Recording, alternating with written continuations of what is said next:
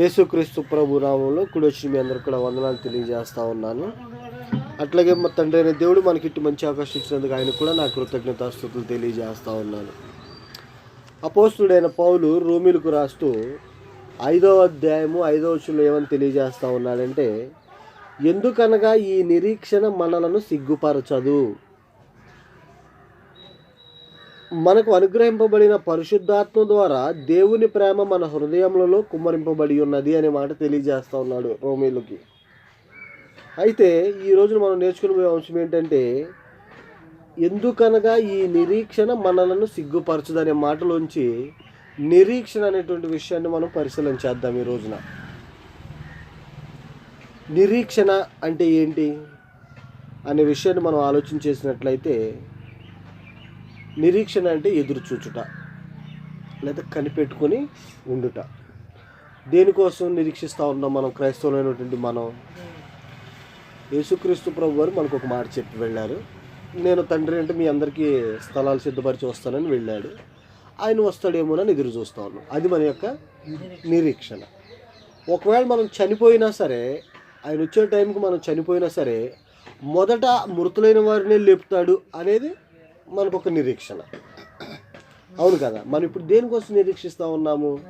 యేసుక్రీస్తు ప్రభు వారు వచ్చి మనల్ని ఎప్పుడు తీసుకెళ్తాడు, మనకి ఎప్పుడు పరలోక రాజ్యాన్ని అనుగ్రహిస్తాడు అనేటువంటిది మనకి ఒక నిరీక్షణ. ప్రతి క్రైస్తవుడికి నిరీక్షణ చాలా ముఖ్యమైనటువంటిది. ఎందుకని ముఖ్యమైనటువంటిది అంటే, చూడండి, కొరింథీయులకు రాసిన పత్రిక 1వ అధ్యాయం, కొరింథీయులకు రాసిన 1వ పత్రిక 13వ అధ్యాయము 13వ వచనంలో చెప్తా ఉన్నాడమ్మా. ఒక శ్రేష్టమైనటువంటి మాట ఏమని ఉంటుందంటే అక్కడ, కాగా విశ్వాసము, నిరీక్షణ, ప్రేమ ఈ 3 నిలుచును. వీటిలో శ్రేష్టమైనది ప్రేమే. ఆ మాట అక్కడ. కానీ కడ వరకు నిలబడేది ఏంటంటే విశ్వాసము, నిరీక్షణ, ప్రేమ. విశ్వాసం ఏంటి? మనకి దేవుడు ఒక పట్టణాన్ని అనుగ్రహిస్తానన్నాడు, అది పరలోకంలో ఉంది. అది ఎలా ఉందో మనకు తెలీదు, మనం దాన్ని చూడాల, కానీ దాన్ని మనం విశ్వసిస్తూ ఉన్నాం. మనకి తెలియని దాని కొరకు మనం ఏం చేస్తూ ఉన్నాం? దాన్ని నమ్మిన దాన్ని విశ్వసిస్తూ ఉన్నాం. అది విశ్వాసం. నిరీక్షణ అంటే ఎదురు చూచుట, కనిపెట్టుకుని ఉండట. ఎప్పుడు వస్తాడు నా దేవుడు, ఎప్పుడు తీసుకెళ్తాడు నన్ను, ఎప్పుడు నాకు ఆ పరలోక రాజ్యాన్ని అనుగ్రహిస్తాడు అనేది మనకు ఒక క్రైస్తవుడికి ఉండవలసినటువంటి నిరీక్షణ అనమాట. అందుకని ఈ మాటలు ఏమంటాడంటే ఆయన, విశ్వాసము, నిరీక్షణ, ప్రేమ ఈ 3 నిల్చును అంటున్నాడు అనమాట. అంటే 3 శాశ్వతంగా కడ వరకు నిలబడతాయి అనేటువంటి విషయాన్ని ఇక్కడ మనం గ్రహించాలన్నమాట. ఇది నిరీక్షణ అనేది క్రైస్తవుడికి ఉండవలసినటువంటి ఒక ముఖ్యమైన లక్షణం. ఇది ఒక సద్గుణం అనమాట, మంచి అలవాటు. సద్గుణం అంటే మంచి అలవాటు అని. నిరీక్షణ అనేది ఎప్పుడు నా దేవుడు వస్తాడు, ఎప్పుడు నన్ను విమోచిస్తాడు అనేది ఒక ప్రతి క్రైస్తవుడికి ఉండవలసినటువంటి నిరీక్షణ అయి ఉన్నదనేది మీకు ఈ విషయాన్ని తెలియజేస్తూ ఉన్నాం. నిరీక్షణ అంటే ఇంకొక అర్థం ఏంటంటే, ఇక ముందు తర్వాత రోజులలో జరగబోయే మేలులకు ఒక ఆశ ఉంది మనకి. నిరీక్షణ యొక్క భావన ఏంటంటే, యేసుక్రీస్తు ప్రభువారు వస్తారు, నన్ను తీసుకువెళ్తారు, పరలోకంలో కూర్చోబెడతాడు, నేను అక్కడ శాశ్వత ఆనందంతో బ్రతుకుతాను. అది మన ఆశ. అర్థమవుతా ఉందనుకుంటా ఉన్నా మీకు. ఆ నిరీక్షణ మనకేంటంటే ఏం కలుగజేస్తుందంటే, ఇక ముందు రాబోయే రోజులలో మాకు ఒక మేలుకరమైనటువంటి స్థితి కలుగుతుంది, మేలుకరమైనటువంటి స్థితిలోనే మేము ఉంటాము అనేదానికి నిరీక్షణ అనేది మనకు ఒక పునాది లాంటిది అన్నమాట. గమనిస్తూ ఉన్నారు కదా? అయితే ఈ నిరీక్షణను బైబిల్లో చాలా రకాలుగా ఉన్నాయి. అయినప్పటికీ మనం నిరీక్షణ యొక్క ఉద్దేశం ఏంటి, తర్వాత మనం ఈ నిరీక్షణ దేనివల్ల కలుగుతుంది, మనకి ఎలా పొందుకుంటాం ఆ నిరీక్షణను ఏంటి, తర్వాత ఈ నిరీక్షణ మనల్ని దేనిని పెంపొందిస్తుంది క్రైస్తవుడిగా మనల్ని అభివృద్ధి చేయడానికి ఈ నిరీక్షణ ఏ విధంగా ఉపయోగపడుతుంది, ఎట్లా కలుగుతుంది, ఆ నిరీక్షణ యొక్క ఉద్దేశం ఏంటనే దాని విషయాన్ని మనం పరిశీలన చేసినట్లయితే, మొదటిగా నిరీక్షణ యొక్క ఉద్దేశం ఏంటో తెలుసుకుందాం. నిరీక్షణ అంటే ఏంటి, దాని భావం ఏంటనేటువంటి లేఖనాల్లోంచి ఏమని గ్రహిస్తామో మనం చదువుకుందాం ఇప్పుడు. వాటిలో గమనించినట్లయితే నిరీక్షణ అంటే ఏంటంటే, మొదటిది దేవుడి కొరకు మనం కనిపెట్టడం. చూడండి ఆ మాట ఎక్కడుందంటే, కీర్తనలు 39వ అధ్యాయము 7వ వచనంలో చూస్తాం. ఇక్కడ 39వ అధ్యాయము 7వ వచనాన్ని మనం పరిశీలన చేసినట్లయితే అక్కడ ఉంటుంది, ప్రభువా నేను దేని కొరకు కనిపెట్టుకొందును. కీర్తనకారుడైనటువంటి దావీదు తెలియజేస్తా ఉన్న మాటలు ఇవి. ప్రభువా నేను దేని కొరకు కనిపెట్టుకొందును, నేను నిన్నే నమ్ముకొని ఉన్నాను, నీ కొరకే కనిపెట్టుకుని ఉన్నాను అనేది ఒక ఉద్దేశం, ఒక భావం అన్నమాట అది. అయితే రెండో మాట ఏంటంటే క్రీస్తుని గురించి చూడండి. కొరింథీయులకు రాసిన మొదటి పత్రిక 15వ అధ్యాయము 19వ విషయాన్ని మనం పరిశీలన చేసినట్లయితే, కొరింథీయులకు రాసిన మొదటి పత్రిక 15వ అధ్యాయము 19వ వచనం చదువుకుందాం. ఈ జీవిత కాలము మట్టికే మనము క్రీస్తునందు నిరీక్షించిన వారమైన ఎడల మనుషులందరికంటే దౌర్భాగ్యులమయ్యుందుము.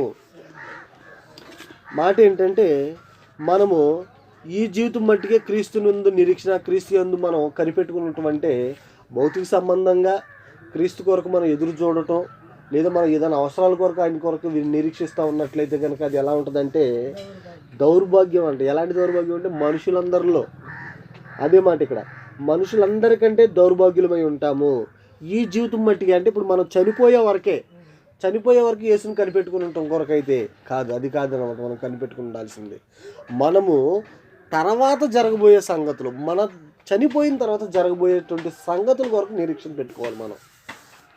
అదే అన్నమాట నిరీక్షణ యొక్క ఉద్దేశం. ఇంకోటి ఏంటంటే మృతుల పునరుత్థానం గురించిన ఒక ఉద్దేశం అది. చూడండి, పౌలు గారు అంటా ఉన్నాడు అపోస్తుల కార్యములు 23వ అధ్యాయము 6వ వచనంలో అక్కడ అగ్రిప్ప రాజాతో తెలియజేస్తున్నాడు మాటలు. చూడండి, 23వ అధ్యాయము 6వ వచనంలో చూసినట్లయితే,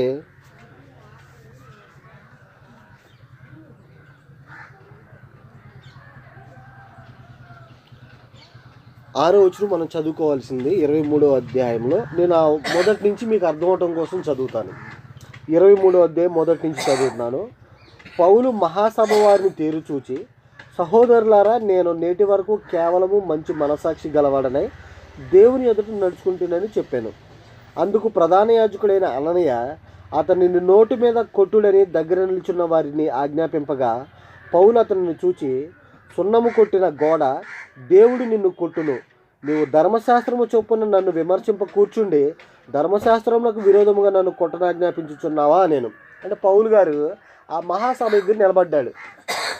యూదుల మహాసభ దగ్గర నిలబడి వాళ్ళందరూ ఆరోపిస్తూ ఉన్నారు కదా, ఇతను దేవుని యొక్క రాజ్యాన్ని గురించి చెప్తూ ఉంటే వాళ్ళు ఏమంటున్నారంటే మోషే ఇచ్చిన ధర్మశాస్త్ర సంబంధం ఆజ్ఞలకు వ్యతిరేకంగా చేస్తున్నాడు అనేది ఇతని మీద నింద. ఇతను తీసుకెళ్ళి సభలో నిలవబెట్టారు. సభ అంటే మీకు తెలుసు కదా, రాజు, మంత్రులు ఈయన్ని విమర్శించడానికి పెట్టారన్నమాట. పెట్టినప్పుడు ఈయన అంటున్నాడు, నేను మంచి మనసాక్షి గలవాడినై ఉన్నాను మీ మధ్యన అని చెప్తే, అక్కడ ఉన్నటువంటి ఆ అననీయ అనేటువంటి ఒక ప్రధాన యాజకుడు అంటున్నాడు, అతన్ని నోటి మీద కొట్టండి అని పౌలు గారిని అంటున్నాడు అనమాట అతను మనుషులతో. పౌలు గారు ఏమన్నాడంటే, సున్నపు కొట్టిన గోడ దేవుడే నిన్ను కొడతాడు అనేటువంటి మాట ఆయన అతనికి తెలియజేశాడు. అప్పుడు పక్కన వాళ్ళు అన్నారన్నమాట, ఎవరు ఏమని, దగ్గర నిల్చున్న వారు, నీవు దేవుని ప్రధాన యాజకుడిని దూషించుదువా అని పౌలు గారితో అంటే, ఆయన అంటున్నాడు అందుకు పౌలు, సహోదరులారా, ఇతడు ప్రధాన యాజకుడని నాకు తెలియదు అని చెప్పాడు. అది జరుగుతున్న సంఘటన. అయితే ఈయన ఇప్పుడు తెలియజేసే మాట ఏంటంటే, అక్కడ ఉన్నటువంటి మనుషులందరిలో ఒక భాగము సద్దూకయ్యులను మరి ఒక భాగము పరిచయులైన ఉన్నట్లు పౌలు గ్రహించాడు. సద్దూకయ్యులు ఒక భాగం ఉన్నారు, పరిచయులు ఒక భాగం ఉన్నారు. సద్దూకయ్యులు ఏమో మృతుల పునరుత్థానం లేదని నమ్ముతారు.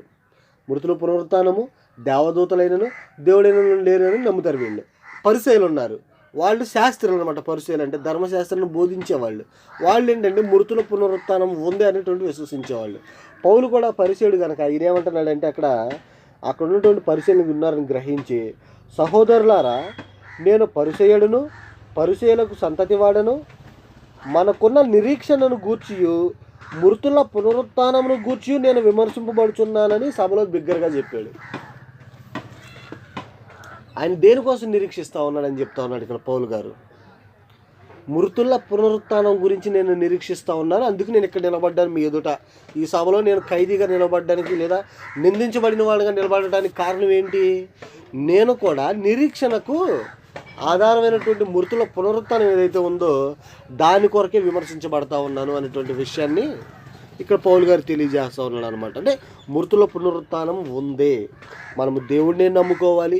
ఈ జీవితకాలం మట్టుకే క్రీస్తుని నమ్ముకుంటే దౌర్భాగ్యమైనటువంటి స్థితిలో ఉంటాము. మృతుల పునరుత్థానం ఉందనేటువంటి విషయాన్ని దృఢముగా విశ్వసించాల్సినటువంటి ఇది యొక్క నిరీక్షణ యొక్క ఉద్దేశం అనమాట. అదే కదా ఇప్పుడు మనం నేర్చుకున్నది, చదువుకున్నది కూడా అదే కదా.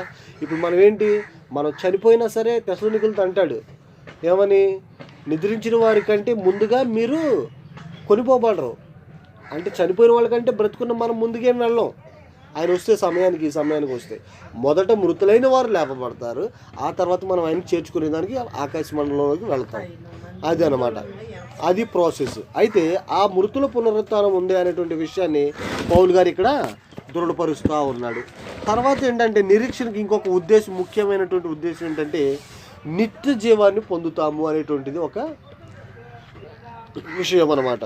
అయితే చూడండి, పౌలు గారు తీతు అంటున్నాడు, తీతుకు రాసిన పత్రిక మొదటి అధ్యాయము 2వ వచనం చదివినట్లయితే 1-2 వచనాలు కలిసి ఉన్నాయి, చదువుతా ఉన్నాను. దేవుడు ఏర్పరచుకొనిన వారి విశ్వాసము నిమిత్తమును నిత్య జీవమును గూర్చిన నిరీక్షణతో కూడిన భక్తికి ఆధారమగు. ఏమంటున్నాను ఇక్కడ, నిత్య జీవమును గూర్చిన నిరీక్షణతో కూడిన భక్తి. మనము భక్తి చేసేది దేని కొరకు, నిత్య జీవాన్ని పొందాలనేటువంటి నిరీక్షణ కొరకు మనం భక్తి చేస్తాం దేవుని దగ్గర. ఇప్పుడు మనం దేవుని దగ్గర యథార్థంగా, లేదా మనం ఇప్పుడు కూర్చుని ఆయన మహిమపరిచేదానికి ఎందుకు మనం ప్రయత్నం చేస్తూ ఉన్నామంటే, దేవుడు మనకు నిత్య జీవాన్ని ఇస్తానన్నాడు కాబట్టి మనం ఆ నిత్య జీవాన్ని పొందుకునే దానికి చేసే భక్తి ఏదైతే ఉందో ఇదంతా కూడా మనం కనబరుస్తూ ఉన్నాం దేవుని దగ్గర. అంటే ఆ నిరీక్షణ అనేది ఎందుకు ఉపయోగపడుతుంది అంటే, మనకి ఎందుకు నిరీక్షణ ఉండాలంటే నిత్య జీవాన్ని పొందుకోవాలనేటువంటి ఆలోచన మనకు ఉండాల్సినటువంటి వారమై ఉన్నమాట. ఇంకొకటి ఏంటంటే మహిమ కొరకు నిరీక్షణ కలిగి ఉండాలి మనం. ఏ మహిమ కొరకు చూడండి, రోమీయులకు రాసిన పత్రిక 5వ అధ్యాయము 2వ వచనాన్ని పరిశీలన చేసినట్లయితే అక్కడ ఈ మాటలు చదువుకుంటాం. రోమీయులకు రాసిన పత్రిక 5వ అధ్యాయము 2వ వచనంలో చూసినట్లయితే, మరియు ఆయన ద్వారా మనము విశ్వాసము వలన ఈ కృపయందు ప్రవేశించగలవారమై అందులో నిలిచి ఉండి దేవుని మహిమను గూర్చిన నిరీక్షణను బట్టి అతిశయపడుచున్నాము. అంటే ఆయన ద్వారా మనము విశ్వాసం వల్ల కృపయందు ప్రవేశించాం. ఏ కృపలో, పాపం నుంచి విమోచింపబడి పరిశుద్ధమైనటువంటిగా ఆయన సొంతగా లేదా ఆయన జనాంగంగా మనల్ని ఏర్పాటు చేసుకున్నాడు. ఏర్పాటు చేసుకున్న దాన్ని బట్టి ఆ రక్షణకరమైనటువంటి భాగ్యంలో మనం నిలబడ్డాం. అయితే దేవుని మహిమను గూర్చిన నిరీక్షణ బట్టి అతిశయపడుతున్నామంటే ఏంటంటే, దేవుణ్ణి మహిమపరిచేదానికి మనం నిరీక్షణ కలిగి ఉన్నాం కాబట్టి దాని విషయంలో మనం అతిశయపడతా ఉన్నాము. ఇప్పుడు మనం ఏం చేస్తూ ఉన్నాము, ఇప్పుడు ఆరాధనలోకి వచ్చి దేవుని మహిమపరుస్తూ ఉన్నాము, దేవుని గణపరుస్తూ ఉన్నాము. ఇదంతా దేని కొరకు, మనం మన యొక్క ఆత్మను రక్షించిన దానికి, మనకి శ్రేష్టకరమైనటువంటి జీవితాన్ని ఇచ్చిన దానికి, రేపు రాబోయే తరగతుల్లో అంటే మనం చనిపోయిన తర్వాత జరగబోయే సంగతులలో పాలుపొమ్ములు పొందడానికి దేవుని మహిమపరిచే వారమై కూడా ఉండాల్సినటువంటి పరిస్థితి అన్నమాట మనకి. ఇంకొక విషయం ఏంటంటే క్రీస్తు రాకడ కొరకు కనిపెట్టడం నిరీక్షణ. మనం ఈ విషయాలన్నీ కూడా మీకు ఒక లైన్లో చెప్పేసాను. ఇదంతా కూడా ఇవన్నీ లేఖనాలు సారం అనమాట. అయితే క్రీస్తు రాకడ కొరకు కనిపెట్టుకునే నిరీక్షణ ఏంటంటే ఎలా ఉంటుందంటే, రోమీయులకు రాసిన పత్రికలోనే 8వ అధ్యాయము 22వ వచనం నుంచి 25వ వచనం వరకు మనం చదువుకున్నట్లయితే ఇక్కడ గమనిస్తూ ఉంటాం ఆ మాటలో. సృష్టి యావత్తు ఇది వరకు ఏకగ్రీవముగా మూలుగుచు ప్రసవ వేదన పడుచున్నదని ఎరుగుదము. దేని కొరకు ప్రసవ వేదన పడుతుందంట? ఇది సృష్టి యావత్తు. పైనుంచి చదివినట్లయితే, దేవుని పిల్లలు పొందబోవు మహిమగల స్వాతంత్రము పొందుదునను నిరీక్షణ గలదై స్వేచ్ఛగా కాక దానిని లోపరచవాని మూలముగా వ్యర్థపరచబడెను.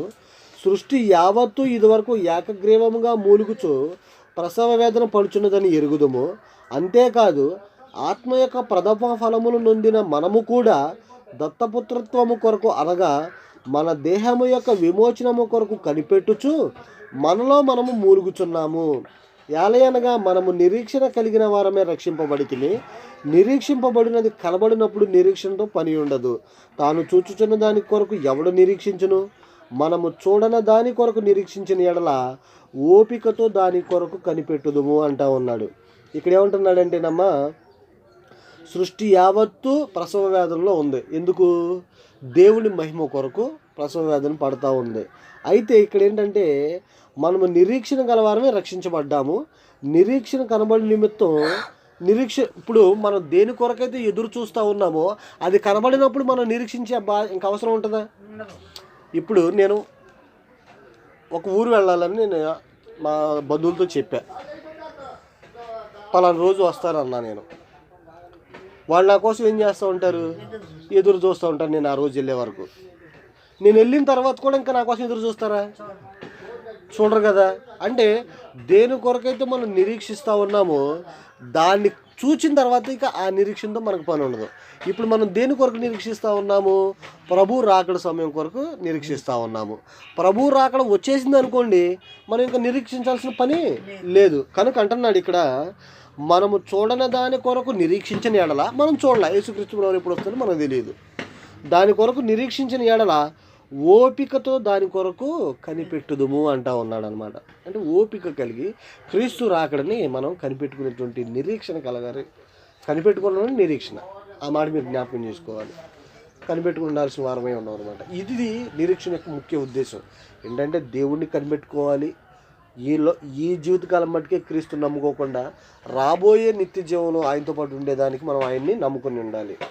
తర్వాత మృతుల పునరుత్థానం గురించి, తర్వాత నిత్య జీవము కొరకు, ప్రభు రాకడ కొరకు మనం ఎదురు చూడాల్సిన వారమై ఉన్నాం. ఇది నిరీక్షణలో ఉన్నటువంటి ముఖ్యమైనటువంటి ఉద్దేశాలు. అయితే ఈ నిరీక్షణ ఎట్లా కలుగుతుంది అనేటువంటి విషయాన్ని మనం పరిశీలన చేసినట్లయితే, మనం నిరీక్షిస్తున్నాం, ఓకే నిరీక్షించాలి, దేవుడి కొరకు మనం కనిపెట్టుకుని ఉండాలి అనేటువంటి విషయాన్ని మనం గ్రహించాం. అది ఎలాగ కలుగుతుంది మనకి? మనం నిరీక్షించాలనేది ఇప్పుడు నేను చెప్పాను కాబట్టి నా బంధువులకు తెలుసు నేను వస్తానన్నాను కాబట్టి వాళ్ళు నా కోసం ఎదురు చూస్తూ ఉన్నారు. అది నేను వాళ్ళకి చెప్పలేదు అనుకోండి, నా కోసం వాళ్ళు ఎదురు చూడరుగా.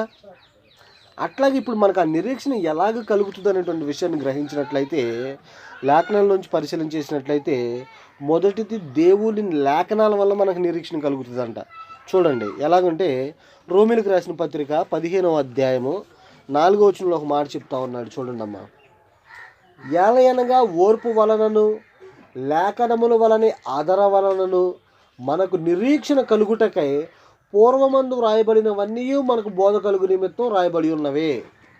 ఈ బైబిల్ గ్రంథంలో దేవుడు పరిశుద్ధాత్మ దేవుడి ద్వారా రాపించినటువంటి మాటలు ఏవైతే ఉన్నాయో ఆ మాటలన్నీ కూడా మనకి నిరీక్షణ కలగటానికి అవి రాయబడ్డాయి, మనకి బుద్ధి కలగటానికి అవి రాయబడ్డాయి అని తెలియజేస్తూ ఉన్నాడు.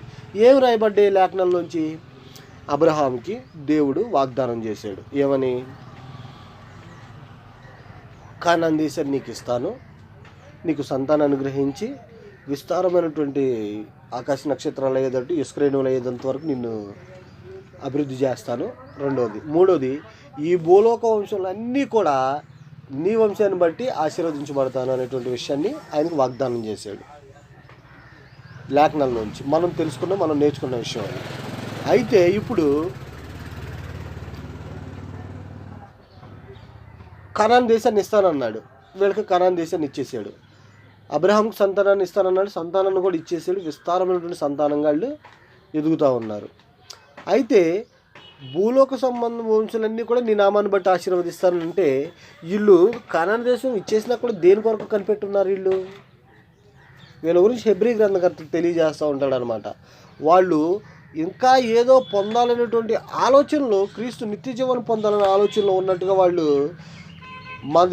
వీళ్ళు మేము పరదేశములు యాత్రికులు అయి ఉన్నామనేటువంటి విషయాన్ని ఆయన తెలియజేస్తాడు. ఈ భూమి మీద ఆయన ఇస్తానన్న స్వాస్థ్యం వాళ్ళకి ఇచ్చేసాడు. కానీ వాళ్ళు ఇది అనుకోవట్లే, ఆయన ఇస్తానన్న స్వాస్థ్యం ఏదైతే పరలోక సంబంధమైనటువంటి ఆ భాగ్యం ఏదైతే ఉందో దానికోసం వీళ్ళు కనిపెట్టుకున్నారనేటువంటి విషయాన్ని మనం గ్రహించే ఎప్పటికి కూడా. అయితే ఇప్పుడు మనం ఇంకో విషయం గ్రహిస్తూ ఉన్నాం ఏంటంటే, మనము లేకుండా సంపూర్ణం అవ్వకుండా వాళ్ళు కూడా ఏం చేస్తూ ఉన్నారంటే పరలోక రాజ్యానికి వెళ్లకుండా వెయిట్ చేస్తూ ఉన్నారు మన కోసం. ఆ మాటలు కూడా హెబ్రీ గ్రంథకర్తలోనే చదువుతాం మనం. అవి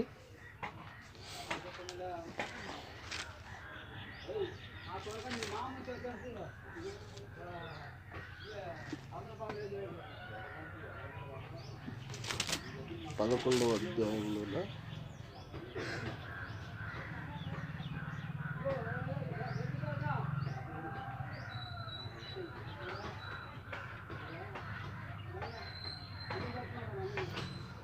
10వ వచనం చూడండి అమ్మ. 11వ అధ్యాయం ఏమంటున్నాడంటే 8వ వచనం నుంచి అబ్రహాం గురించి ఉంది. అబ్రహాము పిలువబడినప్పుడు విశ్వాసమును బట్టి ఆ పిలుపునకు లోబడి తాను స్వాస్థ్యముగా పొందనయున్న ప్రదేశమునకు బయలువెళ్ళెను. మరియు ఎక్కడికి వెళ్ళవలనో అది ఎరుగక బయలువెళ్ళెను.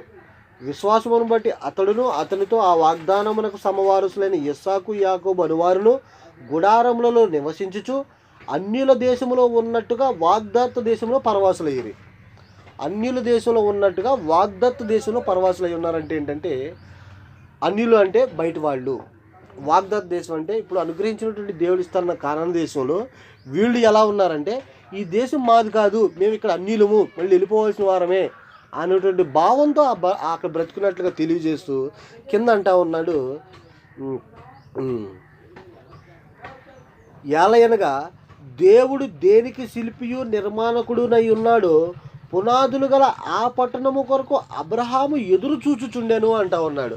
పునాదులు గల ఆ పట్టణం ఎలా ఉంటుందో అబ్రహాంకి తెలియదు, మనకి తెలియదు.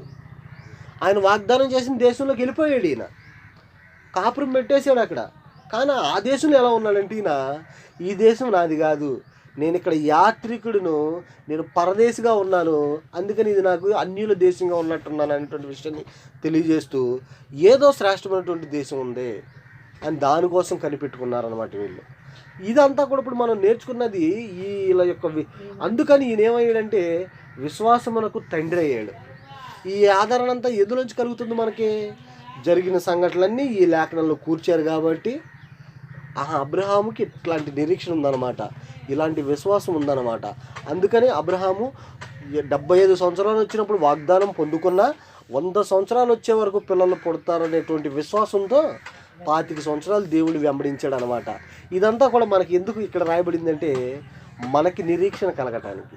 లేఖనాల్లో ఉన్నటువంటి ప్రతి సంఘటన కూడా మోషేను కూడా గమనిస్తాం. ఏమంటాడంటే మోషే, ఈ ఐగుప్తు పాపభోగం అనుభవించటం కంటే క్రీస్తుతో కలిసి పొందే శ్రమ, అది కూడా ఇక్కడ ఉంటుంది. ఆ మాట కూడా చూద్దాం, ఆ మాట కూడా చదువుతా. మోషే పెద్దవాడినప్పుడు 24వ వచనంలో 11వ అధ్యాయం 24వ వచనం హెబ్రీ పత్రికలు అంటున్నాడు, మోషే పెద్దవాడైనప్పుడు విశ్వాసమును బట్టి ఐగుప్తు ధనము కంటే క్రీస్తు విషయమైన నింద గొప్ప భాగ్యం అని ఎంచుకున్నాడంట. అప్పుడు మోషే ఉంటే క్రీస్తు ఎప్పుడమ్మా? క్రీస్తు తెలియదు కదా మోషేకి ఆ రోజుల్లో. మరి ఎందుకు వాళ్ళు, నేను క్రీస్తుతో ఏమంటున్నాడు ఇక్కడ 26వ వచనంలో, క్రీస్తు విషయమైన నింద గొప్ప భాగ్యం అని ఎంచుకొని అల్పకాలము పాపభోగం అనుభవించట కంటే దేవుని ప్రజలతో శ్రమ అనుభవించటయే మేలని యోచించి ఫరో కుమార్తె యొక్క కుమారుని అనిపించుకున్నటకు ఒప్పుకొనలేదు. ఏలయనగా అతడు ప్రతిఫలముగా కలగబోవు బహుమానమును దృష్టించెను.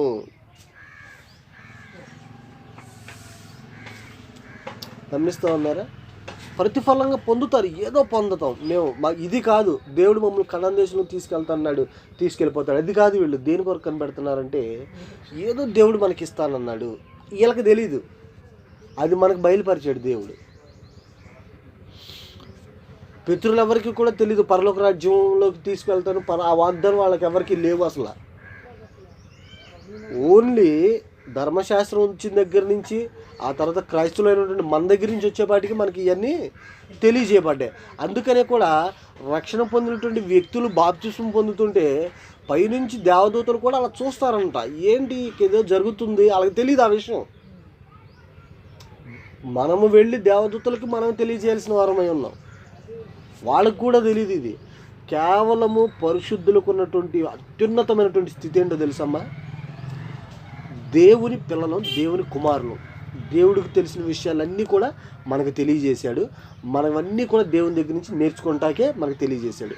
ఇంకా ఆ దేవదూతలకి తెలియదు, అక్కడ ఉన్నటువంటి ప్రధాన యాజకులకి తెలియదు, ఇక్కడ రక్షణ మార్గం ఏంటనేది వాళ్ళకి ఎవరికి తెలియదు. అంత శ్రేష్టమైనటువంటి జీవితం ఒక పరిశుద్ధుడికి దయచేశాడు దేవుడు. అందుకని ఆయన మన ఎడల దీర్ఘశాంతం కలిగి, మనం ఎన్ని తప్పులు చేసినా, ఎంత చెడిపోయినా సరే ఆయన మనల్ని ఏం చేస్తూ ఉన్నాడంటే సహిస్తూ ఉన్నాడు. ఎందుకంటే ఆయన మనల్ని విలువ పెట్టి కొన్నాడు. ఇలాంటి జరిగిన సంఘటనలన్నీ కూడా మనకి ఎలాగుంటాయి అంటే ఆ నిరీక్షణను పెంపొందించేటట్టుగా ఉంటాయి. అందుకనే మనకి లేఖనాల ద్వారా నిరీక్షణ కలుగుతుంది అనమాట. మొదటి విషయం. రెండో విషయం ఏంటంటే దేవుని వాగ్దానం వల్ల మనకు నిరీక్షణ కలుగుద్ది. ఇప్పుడు అబ్రహాము దేవుడికి వాగ్దానం చేశాడు కాబట్టి నిరీక్షించాడు 25 సంవత్సరాలు. మోషే నిన్ను నేను తీసుకెళ్ళి నా ప్రజల కనాను దేశంలో కంటే 40 సంవత్సరాలు వెయిట్ చేసి తీసుకెళ్ళాడు. అదంతా దేవుడి మీద ఉన్నటువంటి నిరీక్షణను బట్టి. అయితే ఇక్కడ మనం గమనించినట్లయితే వాగ్దానముల వలన అంటే అపోస్తుల కార్యంలో పౌలు గారు అంటున్నాడు 26వ అధ్యాయము 6-7 వచనాలు చూసినట్లయితే 26వ అధ్యాయం 6-7 వచనాలు చూసినట్లయితే ఇప్పుడైతే దేవుడు మన పితరులకు చేసిన వాగ్దానం విషయమై నిరీక్షణ గురించి నేను విమర్శించబడుటకు నిల్చున్నాను. ఈ వచనం దగ్గర మొదటి నుంచి చదవాలి. 26వ అధ్యాయం అపోస్తుల కార్యంలో 26వ అధ్యాయము మొదటి నుంచి చదువుతున్నాను. అగ్రిప్ప పౌలును చూచి నీ పక్షంలో చెప్పుకోవటానికి నీకు సెలవైందని అగ్రిప్ప రాజు దగ్గర నిలబెట్టారు. పౌలుని తీసుకెళ్ళి అగ్రిప్ప రాజు అన్నాడు, సరే చెప్పుకో అన్నాడు. పౌలు గారిని చెప్పుకో అంటున్నాడు. అప్పుడు పౌలు చేయి చాచి ఇలాగ సమాధానం చెప్పాడు. పౌలు సమాధానం చెప్తున్నాడు అనమాట. అగ్రిప్ప రాజా, తమరు యూదులలో ఉండు సమస్తమైన ఆచారములను వివాదములను విశేషముగా ఎరిగిన వారు గనుక యూదులు నా మీద మోపిన నేరములన్నిటిని గూర్చి నేడు తమరి ఎదుట సమాధానముగా చెప్పుకొని పోచున్నందుకు నేను ధన్యుడను. యూదుల యొక్క కట్టడలు ఏంటో తెలుసు నీకు, వారి యొక్క సమస్యలు అనేకమైనటువంటి నువ్వు తీర్చేవు కాబట్టి, మా పరిస్థితులన్నీ నీకు తెలుసు కాబట్టి నా విషయం నీ దగ్గర చెప్పుకోవడానికి నేను ధన్యుడిని. మొదటగా ఆయన రెస్పెక్ట్ అనమాట ఇచ్చింది. తర్వాత తాల్మితో నా మనవి వినవల్లని వేడుకొనుచున్నాను, దయచేసి నా మనవి విను అనేటువంటిది రిక్వెస్ట్ పెట్టాడు. తర్వాత అంటున్నాడు, మొదటి నుండి యెరూషలేములో నా జనము మధ్యను బాల్యము నుండి నేను బ్రతికిన బ్రతుకును ఎలాంటిదో యూదులందరూ ఎరుగుదురు. నేను చిన్నప్పటి నుంచి ఎలా పుట్టి పెరిగానో ఇక్కడ ఉన్నటువంటి యూదులందరికీ తెలుసు. అయితే వారు మొదటి నుండి నన్ను ఎరిగిన వారు కనుక సాక్ష్యం ఇచ్చుటకు వారికి ఇష్టమైతే నేను మన మతంలోనికి బహునిష్టగల తెగను అనుసరించి పరిసేడుగాను ప్రవర్తించినట్లు చెప్పగలరు.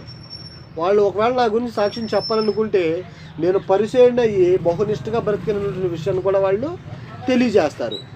అయితే వారు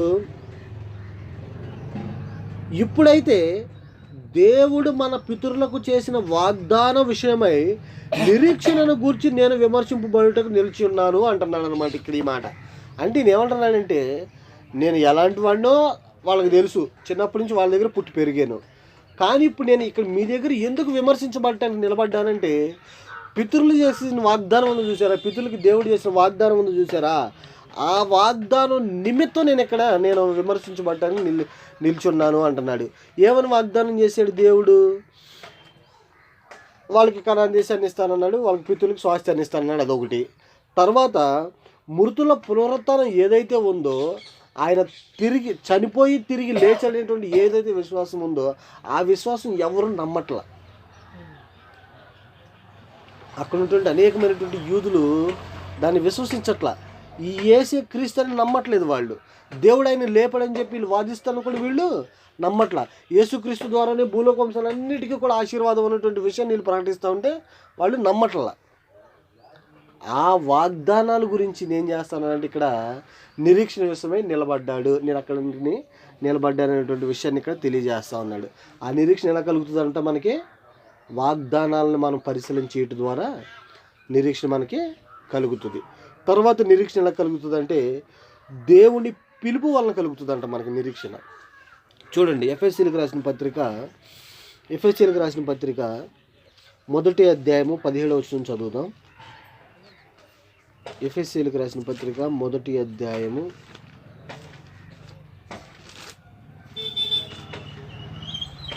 17వ వచనాన్ని చూసినట్లయితే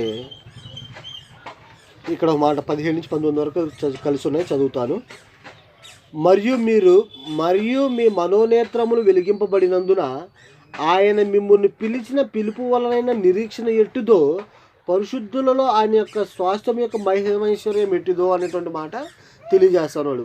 మనల్ని ఆయన ఏ విధంగా పిలిచాడు అనేటువంటి నిరీక్షణ కలిగి ఉన్నామో దాని కొరకు ఎదురు చూస్తూ ఉన్నాం అనమాట. ఇక్కడ చూడండి, ఆయన మిమ్మల్ని పిలిచిన పిలుపు వలనైన నిరీక్షణ ఎట్టిదో.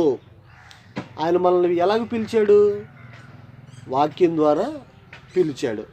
మీరు పాపాల చేత చచ్చిన వారే ఉన్నారు కాబట్టి మీరు ఏం చేయాలంటే, నా యందు విశ్వాసం ఉంచితే మీ పాపాలన్నింటినీ కూడా కడిగి వేస్తానని పిలిచాడు. ఎలాగ పిలిచాడు?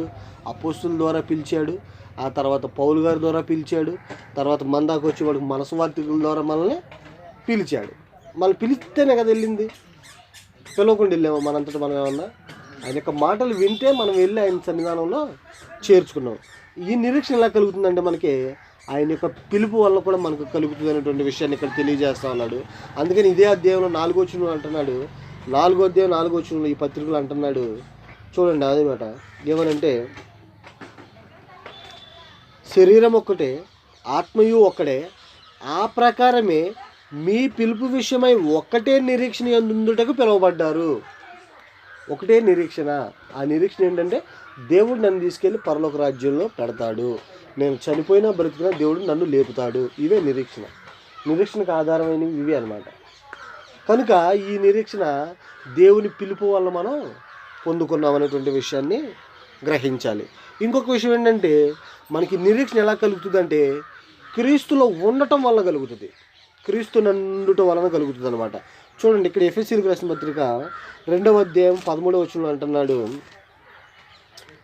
అయినను మునుపు దూరస్తులైన మీరు, ఇదివరకు దూరస్తులు మనం దేవునికి, మీరు ఇప్పుడు క్రీస్తు యేసునందు క్రీస్తు రక్తము వలన సమీపస్తులై ఉన్నారు. ఈ నిరీక్షణ మనకి ఎలా కలుగుతుందంటే, ఇప్పుడు క్రీస్తు రక్తంలో మనం పాలుపంపులు పొంది ఇప్పుడు క్రీస్తునందు ఉండడం వల్ల మనం ఏమై ఉన్నామంటే, క్రీస్తు రక్తం వల్ల మనం ఆయనతో సమీపస్తులో ఉన్నాం, అంటే ఆయన చేర్చుకుని ఉన్నాం కాబట్టి, క్రీస్తులో మనం ఉన్నాం కాబట్టి ఆ నిరీక్షణ మనం క్రీస్తులో ఉండటం వల్ల మనకి నిలిచి ఉంటుంది అనేటువంటి విషయాన్ని గ్రహించాలి. నిరీక్షణ ఎలా కలుగుతుందమ్మా? ఒకటి, దేవుడి లేఖనాలు చదివితే నిరీక్షణ కలుగుతుంది, అబ్రహాము మోషే ఇస్సాకులు జరిగిన సంఘటనలో. రెండవది, దేవుడు అనుగ్రహించిన వాగ్దానాలు పొందుకున్నారు చూసారా, వాటిని మనం జ్ఞాపకం చేసుకోవడం ద్వారా మనకి నిరీక్షణ కలుగుతుంది.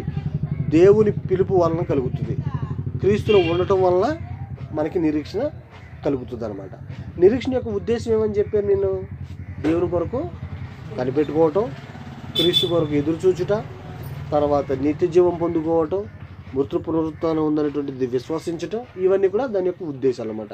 అయితే క్రైస్తవుడికి ఉండవలసిన ముఖ్య లక్షణాల్లో నిరీక్షణ కూడా ఒకటి కాబట్టి, ఈ నిరీక్షణ కలిగి ఉంటే మనం ఎందులో ఎదుగుతామంటే, ఎందులో మనకి ఆ నిరీక్షణ మనల్ని ఏ స్థితిలో పెంపొందిస్తుంది అంటే, ఒకటి, పవిత్రంగా ఉండేదానికి సహాయం చేస్తుంది నిరీక్షణ.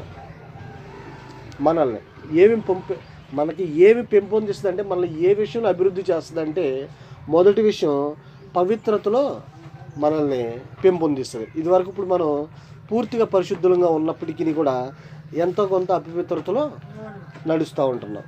కానీ ఇప్పుడు ఏం చేస్తుందంటే, మనకి నిరీక్షణ కలిగి ఉండటం వల్ల ఆ పవిత్రత మనల్ని పెంపొందిస్తుంది. చూడండి, యోహాను రాసిన మొదటి పత్రిక 3వ అధ్యాయము 3వ వచనం చూసినట్లయితే,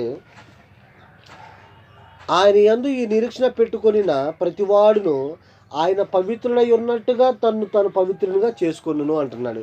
ఏ నిరీక్షణ? 3వ వచనం మొదటి నుంచి చదువుదాం. 3వ అధ్యాయం, మనము దేవుని పిల్లలమని పిలువబడినట్లు తండ్రి మనకి ఎట్టి ప్రేమను అనుగ్రహించును చూడుడి. మనము దేవుని పిల్లలమే, ఈ హేతువు చేత లోకము మనలను ఎరగదు, ఎలాగనగా అది ఆయనను ఎరగలేదు. ప్రియులారా, ఇప్పుడు మనము దేవుని పిల్లలమై ఉన్నాము, మనం ఇక ఏమవుదుమో అది ఇంకా ప్రత్యక్షపరచబడలేదు, కానీ ఆయన ప్రత్యక్షమైనప్పుడు ఆయన ఉన్నట్లుగానే ఆయన చూతుము గనుక ఆయనను పోలియుందుమని ఎరుగుదుము. ఇప్పుడు మనం తర్వాత జరిగేది అలాంటిది ఇంకా ప్రత్యక్షపడలా, మనం ఏమవుతామో మనకు తెలియదు, కానీ ఆయన్ని మనం పోలి ఉన్నాం కనుక ఆయన మనం చూస్తాము. చూడండి నిరీక్షణ ఎలా ఉంటుందో. తర్వాత ఆయన యందు ఈ నిరీక్షణ పెట్టుకున్నాం కాబట్టి ప్రతివాడు కూడా ఆయన పవిత్రుడై ఉన్నట్టుగా మనల్ని మనం కూడా పవిత్రులుగా చేసుకోవాలి అనేటువంటి విషయాన్ని తెలియజేస్తూ ఉంది లేఖనం. దేవుడు పవిత్రుడు. ఇప్పుడు తర్వాత మనం ఏమవుతుందో తెలియదు, దేవుడు ఎలా ఉంటాడో మనకు తెలియదు, ఎందుకంటే దేవుడిని ఎవరో చూడలేదు. కానీ ఆయన ప్రత్యక్షమైనప్పుడు మనం కూడా ఆయన రూపంలోకి మార్చబడతాం. ఎందుకంటే ఇప్పుడు మనం ఆయనతో సహవాసంలో ఉన్నాం కాబట్టి ఆయన మనం ఆ రోజును చూస్తాం. కనుక ఈ నిరీక్షణ కలిగి ఉన్న మనం ఏం చేయాలంటే ఆయన పవిత్రుడై ఉన్నట్టుగా మనం కూడా పవిత్రులుగా చేసుకోవాల్సిన బాధ్యత మనదే. ఈ విషయంలో మనల్ని పెంపొందిస్తుంది అనమాట ఆ నిరీక్షణ. రెండో విషయం ఏంటంటే ఓర్పు కలిగేటట్లుగా చేస్తుంది. ఎలాగ ఓర్పు? అబ్రహాము ఎంతకాలం ఓర్పు పట్టాడు? 25 సంవత్సరాలు ఓపిక పట్టాడు. మోషే 40 సంవత్సరాలు ఓపిక పట్టాడు. ఇస్సాకు పిల్లల కోసం 20 సంవత్సరాలు ఓపిక పట్టాడు. అంటే వాళ్ళ యొక్క జీవితాల్లో జరిగినటువంటి ఓర్పులు ఏమిటి అంటే ఎంతో కాలం వెయిట్ చేశారు. ఇదంతా కూడా దేవుని మీద ఉన్నటువంటి నిరీక్షణ వల్ల.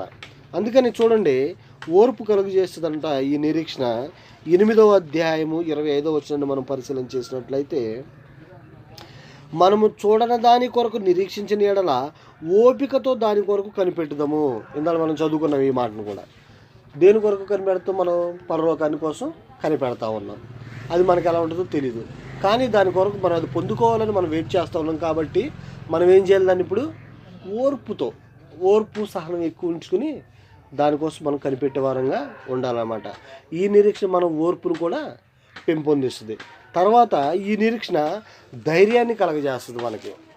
ఇక్కడ రోమిలకు రాసిన పత్రిక 5వ అధ్యాయము 3-4 వచనాల్లో మనం పరిశీలన చేసినట్లయితే, అంతేకాదు శ్రమ ఓర్పును, ఓర్పు పరీక్ష నిరీక్షను కలుగుజేయనని ఎరిగి శ్రమల యందు అతిశయపడదుము. ఓర్పు ఏం చేస్తుందంట? శ్రమ ఏం చేస్తుందంట? మనల్ని శ్రమలు వస్తే ఓర్పుని కలగజేస్తుంది. ఓర్చుకునే దానికి ప్రయత్నం చేస్తాం. ఆ ఓర్పు మనల్ని నిరీక్షణకి పరీక్షిస్తుంది అనమాట. ఓర్పు పరీక్షిస్తుంది, పరీక్ష నిరీక్షణ కలగజేస్తుంది. ఎంత శోధించినా వీళ్ళని, ఎంత ఇజ్రాయేలీలు మోషని విసిగించినా, ఎన్నిసార్లు దూషించినా ఆయన ఆ శ్రమలన్నీ కూడా ఓర్పు పట్టివి సహించాడు. ఎందుకు? దేవుడు అనుగ్రహించే పట్టణానికి వెళ్దామనేటువంటి ఆశతో ఆయన ఎదురు చూస్తాడు అనమాట. అలాంటిది ఈ ఓర్పు మనకి ఏం చేస్తుందంటే ఈ నిరీక్షణ మనకి ధైర్యాన్ని కలగజేస్తుంది అనేటువంటి విషయాన్ని మనం గ్రహించాలి. అట్లాగే ఈ నిరీక్షణ మనల్ని సంతోషంగా ఉండేటట్లుగా చేస్తుంది. హెబ్రీయులకు రాసిన పత్రిక 12వ అధ్యాయము 11వ వచనం మనం పరిశీలన చేసినట్లయితే, 12వ అధ్యాయము 11వ వచనం చూసినట్లయితే, మరియు ప్రస్తుతమందు సమస్త శిక్షయు దుఃఖకరంగా కనబడునే కానీ సంతోషకరంగా కనబడదు. అయినను దాని యందు అభ్యాసము కలిగిన వారికి అది నీతియు సమాధానమునైన ఫలమిచ్చును అంటున్నాడు. ఈ మాటలు అర్థం చేసుకోండమ్మా. ప్రస్తుతమందు సమస్త శిక్షయు దుఃఖకరంగా కనబడుతుంది, సంతోషంగా ఉండదు. ఇప్పుడు మనం పడే ప్రతి శ్రమ కూడా మనల్ని బాధ పెట్టేటట్టుగా ఉంటుంది, కానీ సంతోష పెట్టేటట్టుగా ఉంటుందా? ఉండదు. ఏంటి? అయితే దాని యందు అభ్యాసము కలిగిన వారికి, అంటే ఆ శ్రమలను ఓర్చుకునే వారికి, ఆ శ్రమలను సహించే వారికి ఏమవుతుందంటే దాని యందు ఆ నీతి సమాధానకరమైనటువంటి ప్రతిఫలము దొరుకుద్ది. ఫైనల్గా అది సంతోషానికి దారితీస్తుంది. ఇప్పుడు శ్రమల వల్ల మనం బాధపడతా ఉన్నా, దేవుని కొరకు మనం హింసించబడతా ఉన్నా, రేపొద్దున జరగబోయే రోజుల్లో అది మనకి సంతోషకరమైనటువంటి స్థితే అనేది ఈ నిరీక్షణ బట్టి ఆధారపడి ఉంటుంది. ఈ నిరీక్షణ మనం కలిగి ఉంటే మనం అందులో పెంపొందులు పొందేదానికి అవకాశం ఉంటుంది అన్నమాట. తర్వాత వాగ్దానమును పెంపొందిస్తుందంట. వాగ్దానాలను చూడండి, ఇక్కడ కూడా హెబ్రీయులకు రాసిన పత్రిక 6వ అధ్యాయము 18వ వచనం 19వ వచనంలో చూసినట్లయితే,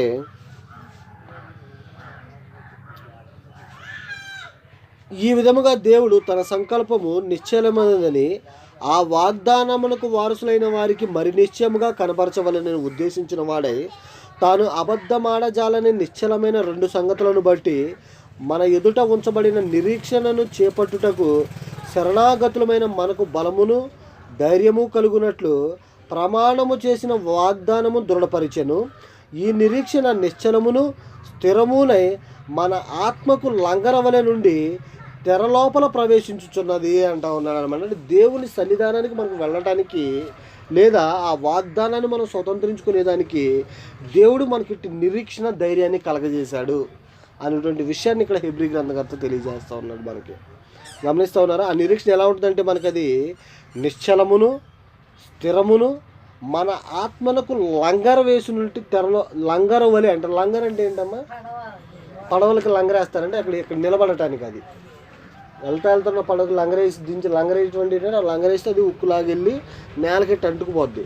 అప్పుడు ఆ పడవ ఆగిపోద్ది. అంటే అది స్థిరమైనటువంటిది. అక్కడ నిలబడటం కోసం ఈ నిరీక్షణ మనకి ఆధారం. అంటే ఏది వాగ్దానాన్ని పొందుకుంటాము అనేటువంటిది ఆధారానికి ఇదైంది. వాగ్దానానికి నిరీక్షణ ఆధారమైంది. ఇంకోటి స్థిరత్వం. అట్లా ఇక్కడ స్థిరత్వం కూడా వచ్చేసింది. కొలసీలకు రాసిన పత్రికలో కూడా చూసినట్లయితే అక్కడ కూడా ఒక మాట చదువుదాం. 1వ అధ్యాయం 23వ వచనంలో చెప్పిన మాట ఏంటంటే, పునాది మీద కట్టబడిన వారే స్థిరముగా ఉండి మీరు విన్నట్టు ఆకాశము క్రింద ఉన్న సమస్త సృష్టికి ప్రకటింపబడినట్టు ఈ సువార్త వలన కలుగు నిరీక్షణ నుండి తొలగిపోక విశ్వాసమందు నిలిచుండిన యెడల ఇది మీకు కలుగును. పౌలని నేనును ఆ సువార్తకు పరిచారకుడనైతిని అంటా ఉన్నాడు. ఏంటంట? పునాది మీద కట్టబడిన వారే, యేసుక్రీస్తు అనేటువంటి పునాది మీద కట్టబడిన వారమే మనం స్థిరముగా ఉండి మనం విన్నట్టు ఆకాశం కింద ఉన్నటువంటి సర్వసృష్టికి ప్రకటింపబడిన సువార్త ఏదైతే ఉందో ఆ సువార్త వల్ల కలుగు నిరీక్షణ నుంచి మనం తొలగిపోకుండా ఉండాలి. కనుక ఆ సువార్తలోంచి తొలగిపోకుండా ఉండేదానికి మనకి ఈ నిరీక్షణ కారకమై ఉంటుంది అన్నమాట. అది మన యొక్క నిరీక్షణ స్థిరత్వాన్ని పెంపొందిస్తుంది.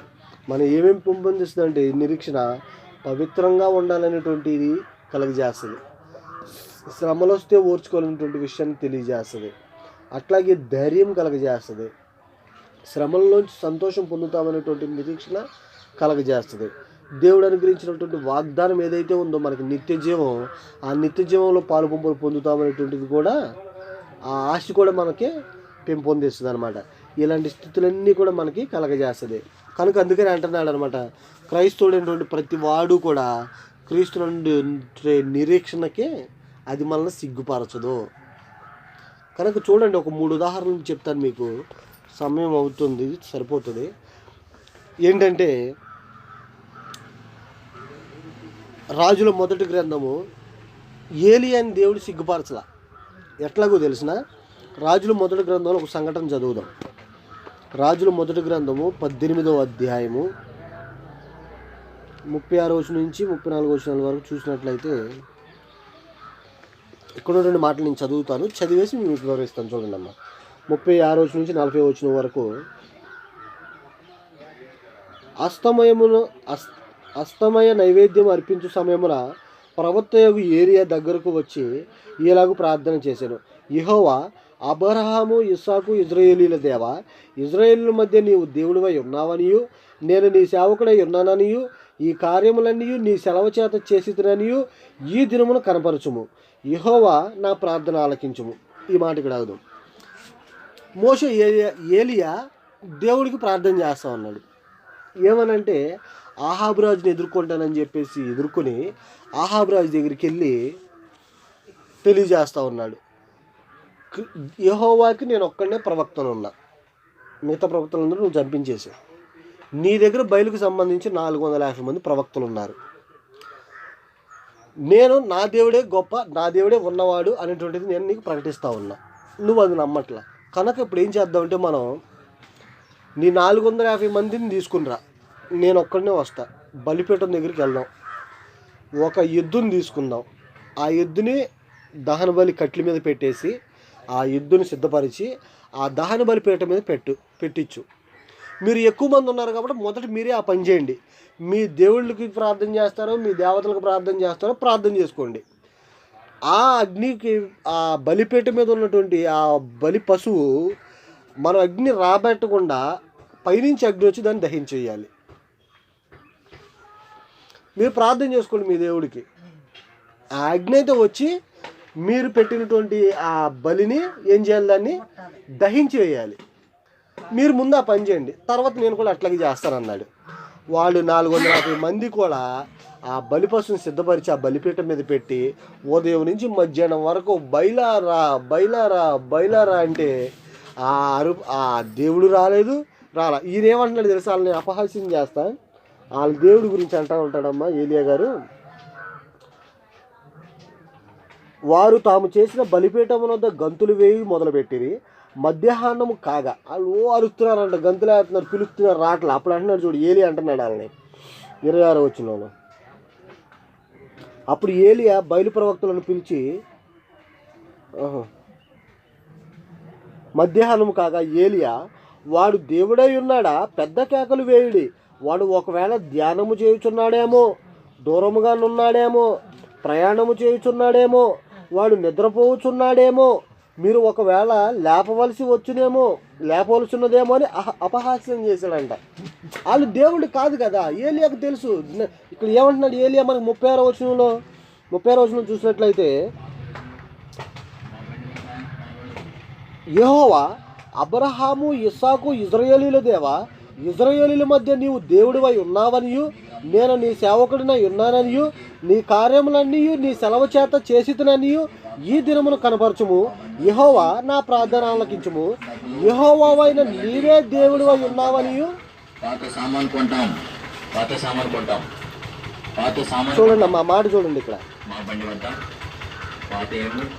యెహోవావైన నీవే దేవుడివై ఉన్నావనియు, నీవు వారి హృదయములను నీ తట్టు తిరగజేయుదువనియు ఈ జనులు తెలుసుకున్నట్లుగా నా ప్రార్థన అంగీకరించము అంటున్నాడు అనమాట. అంటే దేవుడు లేడురా బాబు అని వాళ్ళకి చెప్తా ఉన్నాడు. వాళ్ళు వినలా. యెహోవా ప్రవక్త అందరూ చంపించేశాడు. అందుకని ఈయన ఏంటంటే, ఈయన ఒక్కడే, యెహోవా ప్రవక్తకు నేను ఒక్కడే ఉన్నా, మీరు 450 మంది ఉన్నారు, మీ దేవుడిని కొలుచుకుని దాన్ని దహించి వేయండి అని చెప్పేసి అన్నాడు. పరీక్ష అన్నమాట ఇది. ఆయన దేవుడిని రుజువుపరచడానికి ఆయన చేసే ప్రయత్నం ఇది. 450 మంది, అనేక మంది అక్కడ ఉన్నటువంటి రాజులు, వాళ్ళందరి మధ్యలో ఈయన ఒక్కడే ఒంటరి. ఈయన ఏం చేశాడు, అప్పుడు దాకా వాళ్ళు దహించలా, అది ఏం అవ్వాల. అప్పుడు ఈయన ప్రార్థన చేసింది అనమాట. కంటే మనం చదువుదాం. ఇలాగ ప్రార్థన చేయుచుండగా యెహోవా అగ్ని దిగి దహన బలి పశువులను, కట్టెలను, రాళ్లను, బుగ్గిని దహించి కందకు మంది ఉన్న నీళ్లను ఆరిపోజేసాడు. ఈయన ఏం చేశాడు తెలుసమ్మా, ఆ పొడి కట్టెల మీద ఆ ఎద్దును బలించేదానికి వాళ్ళకి సిద్ధపరిచాడు కదా, వాళ్ళు చేశారు, వాళ్ళ వల్ల అవల. ఏలియా గారు ఏం చేశాడు తెలుసా, ఆ ఎద్దు బలిపేటాన్ని పసుపు పెట్టి మొత్తం అంతా కూడా 4 వంపులు నీళ్లు పోపిచ్చేసాడు దానిలో. ఆ మాటలు కూడా ఇక్కడే ఉంటాయి చూడండి. కట్టెలను క్రమముగా పేర్చి ఎద్దును తునకలుగా కోసి ఆ కట్టెల మీద ఉంచి జనులు చూచుచుండగా మీరు 4 తొట్లు నిండా నీళ్లు నింపి దహనబలి పశుమాంసము మీదను కట్టెల మీదను పోయడని చెప్పాడు. పోపించాడు, నీళ్లు పోపించాడు ఆ కట్టెల మీద. ఎండిందే తగలబడలా అక్కడ. ఈయన తడిపించాడు, దాన్ని తడిపించి దేవుడికి ప్రార్థన చేస్తూ ఉన్నాడు. నీవే దేవుడివై ఉన్నావని ఇక్కడ ఉన్నటువంటి మనుషులందరూ తెలుసుకునేటట్లుగా నీ అగ్ని పంపించి దీన్ని దహించేయమంటే దేవుడు చేసిన కార్యం చూడండి అమ్మా. అక్కడ ఎలా ఉందంటే, యెహోవా అగ్ని దిగి దహన బలి పశువును, కట్టెలను, రాళ్లను, బుగ్గిని దహించి కందక మందున్న నీళ్లను ఆరిపోజేశాను. అంతటా జనులందరూ దానిని చూచి సాగిలపడి యెహోవాయే దేవుడు, యెహోవాయే దేవుడు అని కేకలు వేశారు. గమనిస్తూ ఉన్నారా? ఏలి అని దేవుడు సిగ్గుపరిచాడు. అక్కడ 450 మంది ప్రవక్తలు సిగ్గుపడ్డారు. వాళ్ళందరూ ఖచ్చితంగా సిగ్గుపడ్డారు. అందుకని దేవుడి మీద నిరీక్షణ కలిగి ఉన్నటువంటి ప్రజలు ఎవరు కూడా సిగ్గుపడేటట్లుగా చేయడు ఆయన మనల్ని. అట్లాగే ఇంకొక ఉదాహరణ చూసినట్లయితే సంసోన్ జీవితంలో చూస్తాం. సంసోన్ ఎంత బలవంతుడమ్మా, చాలా బలవంతుడు. అయితే సంసోన్ని బంధించేసి చంపేదానికి వాళ్ళు ప్రయత్నం చేసినప్పుడు సమూయేలు ఇంకా చనిపోతాడు అన్నమాట. ఆ సంఘటనతో సంసోను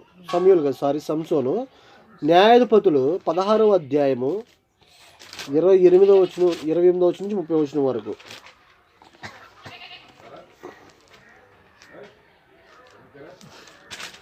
పదహారో అధ్యాయము 28-30.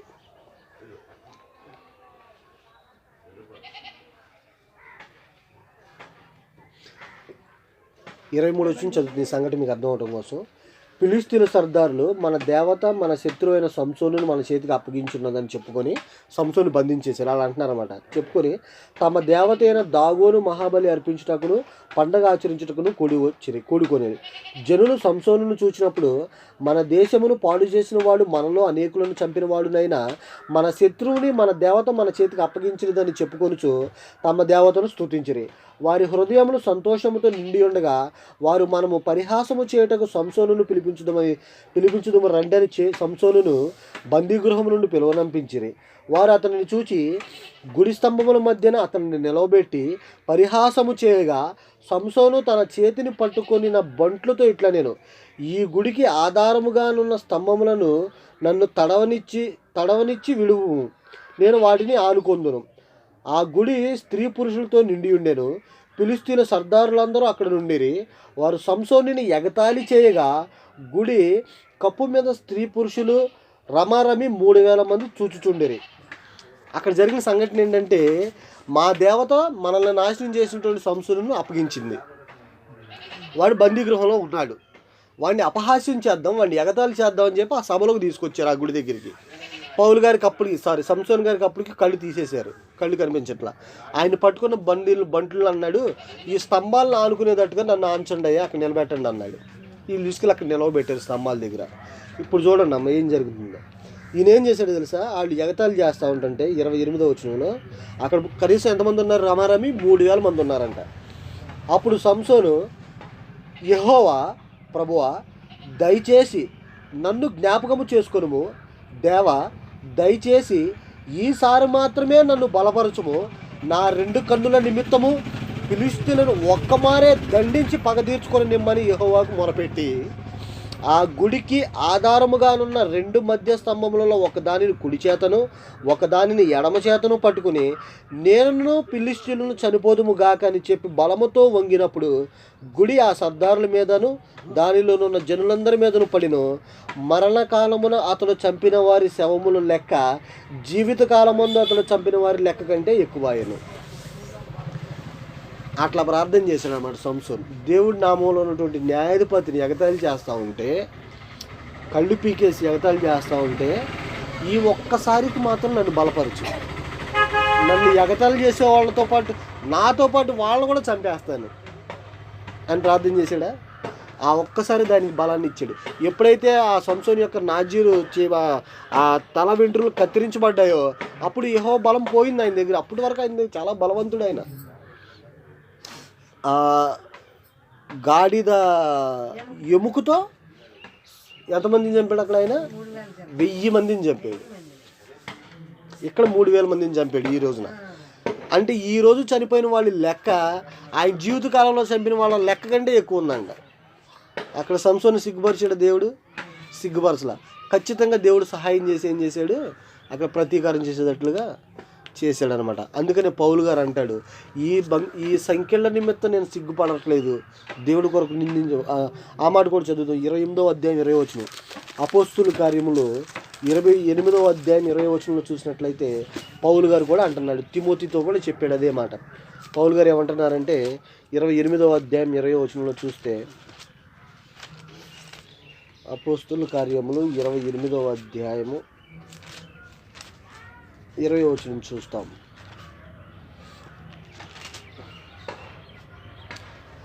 ఈ హేతు చేతనే మిమ్మల్ని చూచి మాట్లాడవలనని పిలిపించి తిని, ఇజ్రాయేలు యొక్క నిరీక్షణ కోసము ఈ గొలుసులతో కట్టబడి ఉన్నానని వారితో చెప్పాను. ఇజ్రాయేలీలు ఏదైతే నిరీక్షిస్తూ ఉన్నారో, మెస్సీ వస్తాడని ఏదైతే నిరీక్షణ చేస్తున్నారో ఆ నిరీక్షణ కొరకే నేను, అది కాదురా బాబు, యేసుక్రీస్తు ప్రభు వారే దేవుడు, ఆయన ప్రభువుగా రాజుగా నిలబెట్టిన దీన్నే ఈయనందు విశ్వాసం ఉంచాలని చెప్పేసి నేను ప్రకటిస్తూ ఉంటే మీరు నన్ను ఏం చేశారు, తీసుకెళ్ళి ఖైదు చేశారు, ఆ గొలుసులతో కట్టబడ్డారు. అందుకనే అంటున్నాడు అనమాట ఈ మాట ఈయన. ఏమని 20వ వచనంలో, ఈ హేతు చేతనే మిమ్మును చూచి మాట్లాడవాలని పిలిపించి ఇజ్రాయేలు యొక్క నిరీక్షణ కొరకు ఈ గొలుసులతో కట్టబడి ఉన్నానని వారితో చెప్పాడు. మీకోసం ఈ గొలుసులతో నేను కట్టబడ్డాను. నాకున్న నిరీక్షణ, దేవుడు క్రీస్తుని లేపాడు ప్రథమ ఫలంగా, తర్వాత మమ్మల్ని లేపుతాడు. అది నిరీక్షణ కలిగి ఉన్నాడు. ఇది మీరు నమ్మట్లా, ఇంకా మెస్సేజ్ రావాలని వెయిట్ చేస్తూ ఉన్నారనేటువంటి విషయాన్ని తెలియజేస్తున్నాడు. ఆ నిరీక్షణలో నేను పాలుపంపులు పొందినందుకు నేనేమి సిగ్గుపడను అంటున్నాడు అనమాట. ఇదే మాట తిమోతితో హెచ్చరిస్తూ ఉన్నాడు.